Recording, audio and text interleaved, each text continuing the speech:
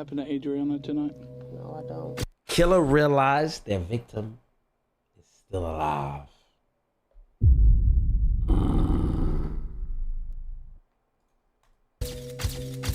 She talked to us. She said that you and Heather did this to her.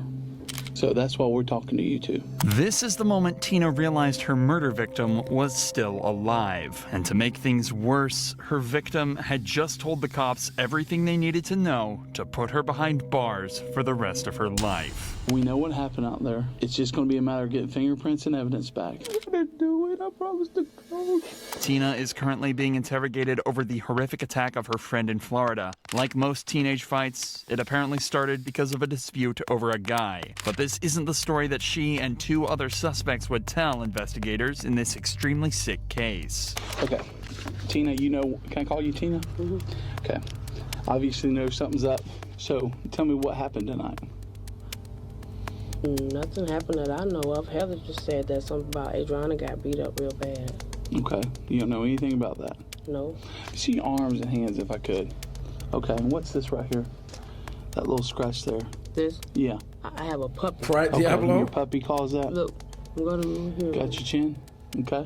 19-year-old Adriana had gone over to her neighbor's house to patch things up after an argument, but she had no idea that fate was waiting for her. That neighbor was Tina Brown, and Adriana was walking straight into a trap. What started off as a fight quickly turned into something much worse, but according to Tina, she's got an alibi. So where were you tonight? At Heather's. At Heather's house? Heather said she was going to cook, so I went down there. She was cooking fish and french fries, and then we just started watching movies. You were there all night until the cops came up there? Mm-hmm. What time did you go over there? Probably just started getting dark. Okay, so about sunset. Was anybody over at Heather's house when you went over there? Just Heather and her husband. Heather? Okay. Did anybody else come over there? Her and her little friend girls were at the house. She said she hurt her hand, so usually we get there and everything is all right, so I don't end up going with her, but she said she was going to the emergency room. What time was that when they came by, you know? Was it long after you got there? No. Okay, so early in the evening? I don't know what time it was. Oh, okay. So about 30 to 45 minutes after sunset. Tina's daughter, Brittany, was also at Heather's house at the time, but the problem here was that they, along with Tina, were the three main suspects in the case. The detective already knows there's bad blood between Tina and Adriana and spent some time discussing their friendship. What has been going on between you and Adriana this week? Oh, a whole bunch of stuff. Actually, Adriana, me and Adriana were together today. Okay, where were y'all at together? At my house. Okay, what was going on there? We were just sitting there watching movies, trying to get my computer, pull it up where I can get iTunes and watch movies. Have y'all had any problems? Oh yeah, we've had problems. The first 3 trailers, we've had problems for a long time. What's the problems? Well, lately the new problem is she thinks that I'm the one who had her boyfriend locked up in jail. Okay, so she's mad at you thinking her boyfriend's locked up because of you.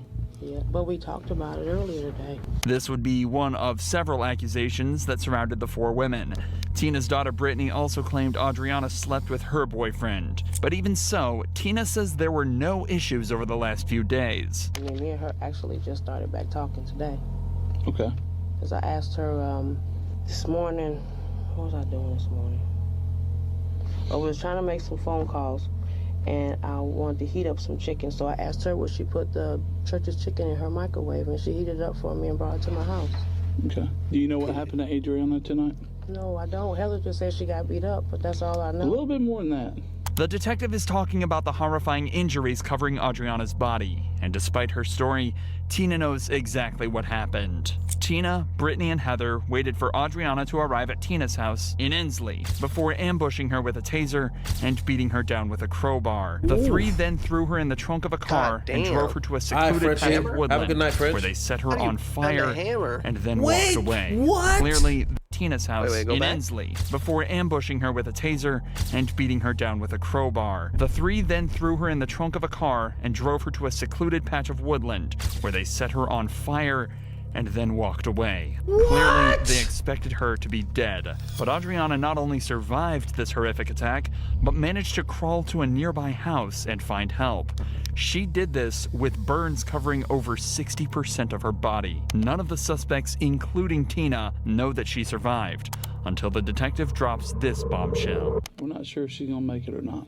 No, I don't. She talked to us, or she talked to the people that came over to help her.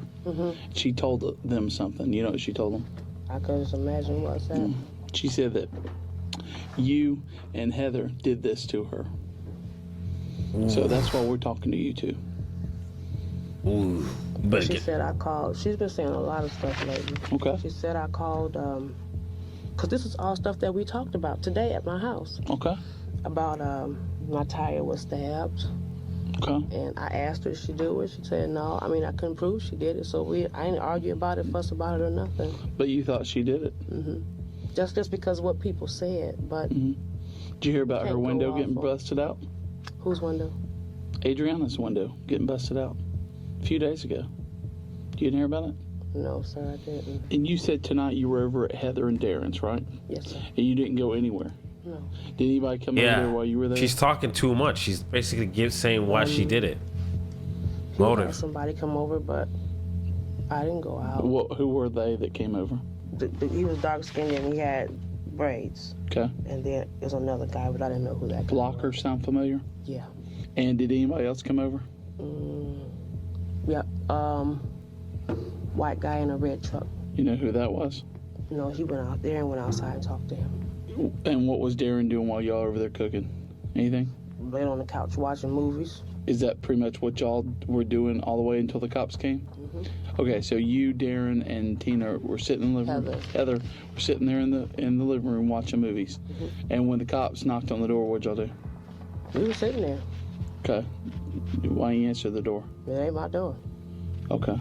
So y'all sat there, and when the cops came, they didn't answer the door.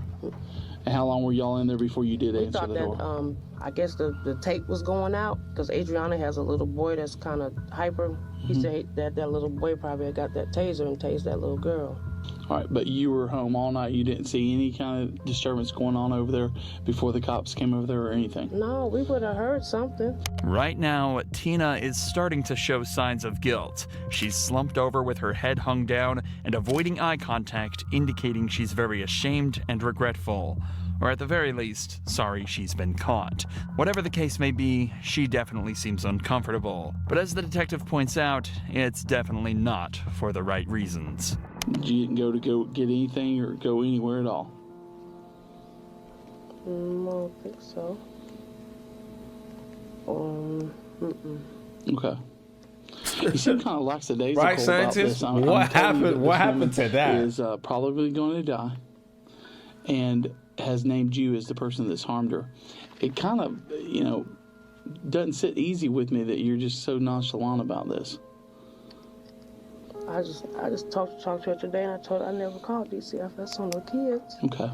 Well, she's probably going to die, is the word we're getting. And we're concerned over that. And the last person she said that did this to her is you and Heather, okay? We're going to go out there. We know what happened out there. It's just going to be a matter of getting fingerprints and evidence back, okay?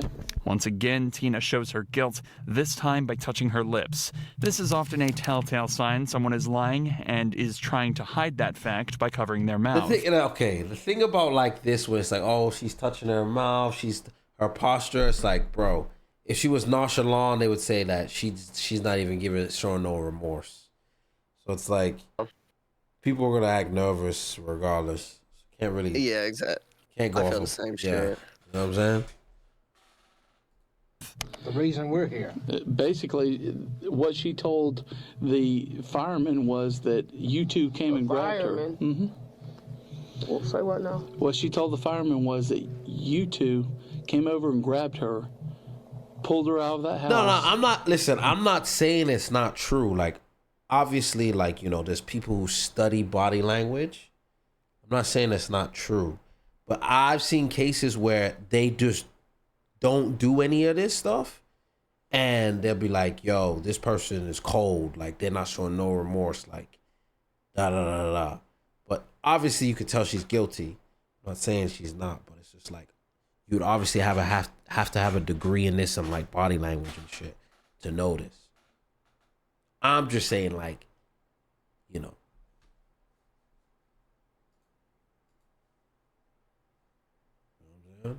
You get what I'm saying?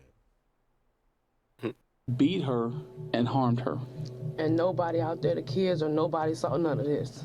Yeah, I don't Nobody do saw eye. it. We talked to everybody in that neighborhood. I might not do eye contact and be like, yo, this We motherfucker's talked to guilty. everybody in the neighborhood. You saw them all out hear there. nothing? Nope. I'll say that for the experts. And she's saying that y'all did it. And we're sitting here talking to you, and then I'd certainly appreciate, and I know Tom appreciates that you're talking to us. But we got to get to the bottom of this, and we got to know what happened, the truth. And there are two choices here. Either you're going to tell us, or Heather's going to tell us. So, who's going to be? I didn't do anything to her. Okay. Promise to God. And you were home all night. Was at Heather's house. You were at Heather's all night. Never left there. Because, see, the story between Heather and Darren is already shaky. And your story is a third version of what they've told us so far. It's a serious allegation. I mean, this is life-changing. And somebody's life may end over this. He's pushing for a confession. She's in pretty critical condition at this point and not likely to make it. He When wants that Adriana was confession. found, she reportedly told her rescuers that Tina had never expected her to make it out of the woods, let alone make it to safety. But despite her brave fight, Adriana died from her ordeal 16 days after her rescue. I mean, she was just Why at is my house Adriana- today. Why she didn't tell me? I've been blamed for a lot. Well, it's a cycle over there. It goes trailer 1, trailer 2, trailer 3. Well, she didn't trailer do it to 4. herself. Somebody did it to her. Adriana been riding that bike all day today. Okay. But somebody did it to her. I didn't. Okay. I swear I didn't. But she's saying you did it. I didn't. Adriana been saying I didn't. I did It may a be the lot of last stuff. thing she tells somebody. You know? Tina, Heather, and Brittany were all found guilty of murder, with Tina believed to be the ringleader. Had Adriana not made it that day, these three killers could have escaped justice. But now Tina sits on death row, waiting for her day of execution. Detectives often know exactly who the killers are right from the start, they just need to prove it. But sometimes things are different, like in this case, where the detectives realize they got things completely backwards, and their main suspect ends up revealing the shocking truth in the hunt for a missing girl. Do you suspect Sam in any of this? The guy that, was interested in her, and, some other guys that were interested in her, but they found out she had a boyfriend, they're friends now. I really couldn't see him doing it. One afternoon in April 2006, 17-year-old Ashley left her home in Illinois with her boyfriend for an interview and a basketball game, saying she'd be back before 10:30. Ashley didn't return that night. Her terrified parents called the police, who found her boyfriend's vehicle abandoned with 2 outfits, one for the interview and one for the game. Adding up all the evidence, her boyfriend Jeremy was now the prime suspect and was taken in for questioning. Has she been through any kind of trouble or trying times recently or anything like that? Not recently. A while back, we had an abortion, though. And How long was that? probably December. Okay. No, it was a little bit before December. How did she take that? She was all right. I mean, it wasn't like horrible, like a bout of depression or anything, she's fine. And she's a lot better now. Yeah. How often do you see her? Once a day, usually, and then on Tuesday nights we don't see each other because I got a designated party night with my buddies. So other than that, it's usually once a day. Once a day. So I mean, you guys are pretty serious. And Yeah. Yeah. Been going out for how long now? Almost 2 years. It'll be 2 years in July. What if somebody came up and said that she had some marijuana in her room? I'd be real surprised. Okay. I'd be And real it- and because it- she tells me everything. What about possibly owing somebody in Cahokia some money for drugs? What about that? I'd be really surprised. Do you know the name Mike? That name sound familiar? No. Maybe that's not familiar. A name comes up during the questioning that Jeremy has never heard before, and his reaction to hearing the new name is noticeable. This would be one of many men in Ashley's life that he doesn't know about, but there's one that remains familiar to Jeremy. 27-year-old Sam. Do you suspect anything between Sam and Ashley? No. I couldn't see it. I mean, I trust them both too much. I mean, I trust her so much more than him, because it's my girlfriend. I don't think he would ever do anything. Is he to harm 17? her, I don't know It's how. just- She's It doesn't seem 17. like it's his nature. Well, what about if, possibly not even harming, but what about if they were to, if they were an item or something like that? Would you suspect that at all? No. The fight that you had Tuesday night, you were telling me that you guys had a little argument. What was that about? It was because apparently I yelled at her or something and she didn't like it, and then she gave me all my stuff back, what she had, and said, I'm going to break up with you. And I said, no, we talked it over and stuff, and that it was just all I don't know, just stress, because that's when she thought that she might be pregnant. And Tuesday night again? Yeah, and she turns out she wasn't, and that was the stress of that, doing that, and Do you know any friends that she might be with? That good friends that she would hang out with, that she would go to their house or anything like that? I can't see the ones that she would, their parents letting it happen and not letting her parents know. There's no way that if she went to Brittany's house, there's no way Brittany's parents would, not tell Ashley's parents. Or Christy's house, there's no way Christy's parents would not tell Ashley's parents, Who does she normally hang out with, like, there at school? Christy and some other girls. I don't know their names because I've never really met them outside of school. But she's played basketball with, I think, a couple of them that I haven't met, and I don't know their names. But other than that, just Christy's like the main one. When Jeremy said Ashley went out of town to play basketball, the detectives wondered what it was that made her travel so far when there were basketball courts nearer her home. It turns out that the reason was Sam, and Jeremy was completely clueless about anything going on between them. Suddenly, police have a brand new suspect. How long have you known Sam? I was probably sophomore in high school, I want to say. When you met him, he was a teacher? I'm pretty sure he was a teacher over in St. Louis. I think he was doing something with kids. And then he was also doing wrestling stuff. He plays a lot of sports. So. Oh, does he? Yeah. What's he like? He's just your all-around average, guy. I mean, loves the party, and loves to teach. God, that's like his main goal. Loves to party and loves to teach. He's just average. I mean, there's nothing special, unique about him. Just easygoing guy. But as far as like physical abuse at the house, no. Have you ever seen anything like that? Have you ever seen any marks on her or anything like that? No. Bruises or anything? Has she called you up and told you anything like that? Or no. Okay. I know she runs into walls a lot, like literally. I mean, she's got kind of. I've seen her do it. Not like she says that she runs into walls, but I've seen her because I don't know if you want to call it she's blonde or whatever, but yeah, it's not like a continuous thing. I've just seen her do it a couple times. But what's her mom like? Her mom? Mm-hmm. She's real nice. I mean, she's raising 2 girls and dealing with Mike, but what's he like? He's good. He's a good dad. I mean, he loves them both those kids to death. After pressing him for nearly an hour, it slowly became clear to detectives that Jeremy had nothing to do with his girlfriend's disappearance. But he had given them vital information about her 27-year-old basketball friend. Sam was a teacher at a rival school, and his number was found in Ashley's phone. It turns out they made an awful lot of phone calls to each other, so this time he was brought in for questioning. In a story we've all heard before, Sam started out by claiming their relationship was friendship and nothing more. Well, I'd give her like a hug goodbye. How would you do that? That's not sexual, is it? You give someone a hug goodbye? I think she kind of started becoming obsessed with me. Because like I said, she was calling me literally nonstop at times. But after being confronted with the testimony of Ashley's friends, he changed his story. I will say this, we never kissed. We never kissed. Yes, we did have sex in the back of the vehicle there, and after that day, I felt absolutely terrible about that. Sam changed his story several times during the course of the questioning, and it was becoming clear to detectives he knew more than he was saying about Ashley's disappearance. The detective needs to break down the barrier that Sam has created, and in order to do that, they try to guilt him into a confession. They're going to use his most loved family members against him as a way of making him crumble. Your grandma's not here. I know. Your mom's not here. No, but you know what? In a way they are. Because everything they taught you, all the talks Grandma had with you, are within you. All of them are. And unfortunately right now, Sam, you ain't telling us the truth. gotta go show you what happened. Please. She's still out there, Sam? She is. And where's it at? I'd have to show you.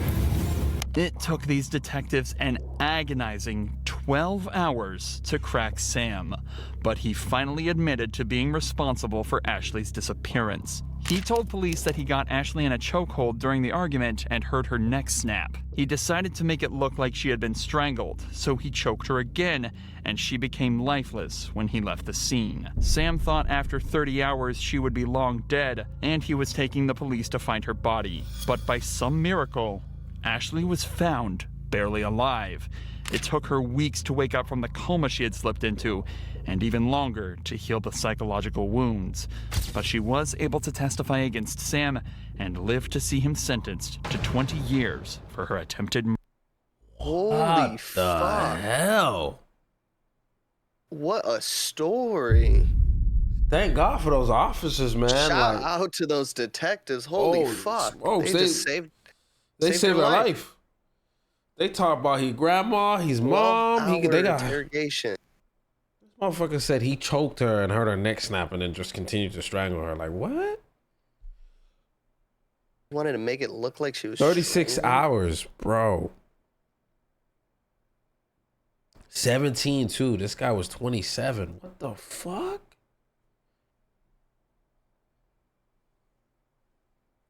Poor boyfriend didn't even know. Like, the boyfriend was like, no, man. She hangs out with Sam all the time. Of course. How? Like, what? Sam's a good guy. Like, she would never cheat on me. What? Never. That boy's probably scarred for life too. He probably like He's traumatized for sure. Holy he fuck. he ain't trusting nobody after that. What a hard at.